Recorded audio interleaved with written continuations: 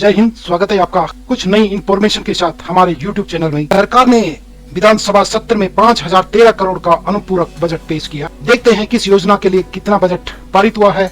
और योजनाओं में बजट: मुख्यमंत्री स्वरोजगार योजना के लिए 20 करोड़ रुपए, राष्ट्रीय ग्राम स्वरोजगार अभियान के लिए 36 करोड़, विभागों से दी जाने वाली छात्रवृत्ति के लिए 27 करोड़, आइस स्केटिंग रिंग संचालन के लिए 5 करोड़ रुपए, जलवायु अनुकूलन 12वीं कृषि परियोजना के लिए 20 करोड़ रुपए, साइलेज एवं दुधारू पशु पोषण योजना के लिए 10 करोड़, टिहरी झील विकास के लिए 50 करोड़ रुपए, गौसदन निर्माण के लिए 32 करोड़, एनजीटी के निर्देश पर रिंग फेंसिंग के लिए 120 करोड़ रुपए, नर्सिंग कॉलेजों के निर्माण के लिए 25 करोड़, डेयरी विकास परियोजना के रिवॉल्विंग फंड में 15 करोड़, मुख्यमंत्री महिला पोषण योजना के लिए 6 करोड़, मुख्यमंत्री आंचल अमृत योजना के लिए 2 करोड़, पीएम मातृत्व योजना के लिए 1.44 करोड़ रुपए, कई परियोजनाओं की डीआरपी के लिए 10 करोड़, मुख्यमंत्री उड़न खटोला योजना के लिए 5 करोड़, राजकीय महाविद्यालयों के निर्माण के लिए 14 करोड़, वर्चुअल रजिस्ट्री व स्टाम्प पंजीकरण के लिए 25 करोड़, बायोमेडिकल वेस्ट प्रबंधन के लिए 3 करोड़ रुपए का बजट सत्र में पारित हुआ है। इसी के साथ सत्र छोड़ प्रभावितों के घर पहुंचे सीएम। मुख्यमंत्री पुष्कर सिंह धामी सत्र छोड़कर आपदा प्रभावित क्षेत्र घुत्तू पहुंचे और प्रभावितों से मिले। वहीं सीएम सारकोट गांव के बलिदानी हवलदार वसुदेव सिंह के परिवारजनों से भी मिले। जो बृहस्पतिवार को सदन में उत्तराखंड उत्तर प्रदेश नगर पालिका संशोधन अधिनियम 2024 पेश किया गया, जिसमें निम्न शर्तें रखी गई है, निम्न नियम रखे गए हैं। तो जानते हैं यह संशोधन क्या है। पालिका नगर पंचायत अध्यक्षों की शक्तियां नोटिस के साथ होंगी सीज। जांच में दोषी पाए जाने पर सदस्यता जाएगी, 5 साल का प्रतिबंध भी लगेगा।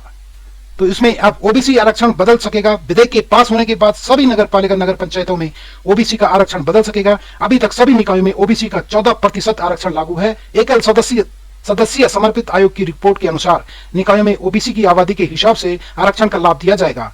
लेकिन यह भी स्पष्ट है, SC, ST या ओबीसी का कुल आरक्षण 50% से ऊपर नहीं होगा। तो इसी के साथ दूसरी संतान जुड़वा तो कोई दिक्कत नहीं।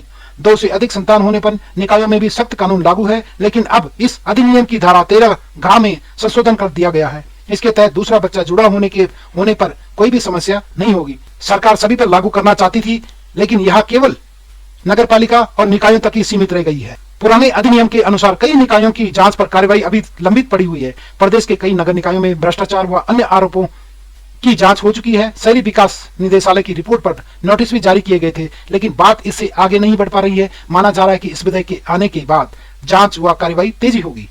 अब नवनियुक्त शिक्षकों को 5 साल दुर्गम में देनी होगी सेवा। तो दूसरे दिन विधानसभा सत्र में शिक्षा मंत्री डॉक्टर धन सिंह रावत ने विधानसभा में कहा, अब जो भी शिक्षक नियुक्त होंगे उन्हें 5 साल दुर्गम में अनिवार्य रूप से सेवा देनी होगी।